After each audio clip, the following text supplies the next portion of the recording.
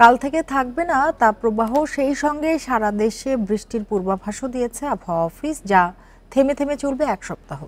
সোমবার থেকে টানা বৃষ্টির পাশাপাশি বজ্রপাতের আশঙ্কাও করছে আবহাওয়া অধিদপ্তর। তাই বজ্রপাতের সময় বাড়িতে সতর্ক থাকারও পরামর্শ দিয়েছে সংস্থাটি। বিকাশে কম খরচে ক্যাশ আউটের লিমিট বেড়ে 50,000, প্রিয় এজেন্টও 2টা। দীর্ঘ তাপপ্রবাহের পর বৃষ্টি হওয়ায় কিছুটা কমেছে তাপমাত্রা, এরপরও গরম সহনীয় পর্যায়ে আসেনি।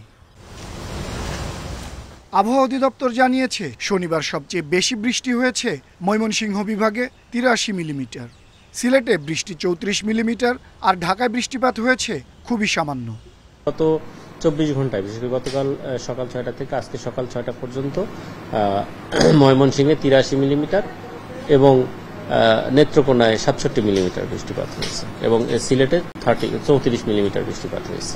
ঢাকা, রাজশাহী, খুলনা এবং বরিশালে যে তাপপ্রবাহ ছিল সেটা কিন্তু আজকেও বিভিন্ন জায়গায় প্রশমিত হয়ে আরও কমে যাবে। রোববারও ঢাকা, সিলেট ও ময়মনসিংহ বিভাগে বৃষ্টির পূর্বাভাস দিয়েছে আবহাওয়া অফিস। সোমবার থেকে সারা দেশে বৃষ্টি হলেও রাজশাহী এবং খুলনা বিভাগে গরম থাকবে তুলনামূলক বেশি। এদিকে কয়েকদিন টানা বৃষ্টির পাশাপাশি বজ্রপাতের শঙ্কাও দেখছে আবহাওয়া অধিদপ্তর। আমরা আশা করছি যে রাজশাহী এবং খুলনা বিভাগের 2-1 জায়গায় হয়তো মৃদু তাপপ্রবাহ থাকতে পারে, তাছাড়া সারা দেশে তাপপ্রবাহ ওই রকমভাবে আর থাকবে না এবং আগামীকালকে থেকে প্রায় এক সপ্তাহ জুড়ে আমাদের দেশের বিভিন্ন জায়গায় বিচ্ছিন্নভাবে কিন্তু বজ্রঝড় সহ বৃষ্টিপাত হবে। দেশে সবচেয়ে বেশি বজ্রঝড় হয় মে মাসে, এরপর আছে জুন, সেপ্টেম্বর ও এপ্রিল মাস।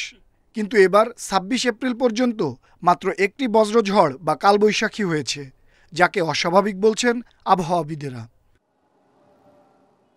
আনোয়ার সাদাত নূর, ইন্ডিপেন্ডেন্ট নিউজ, ঢাকা।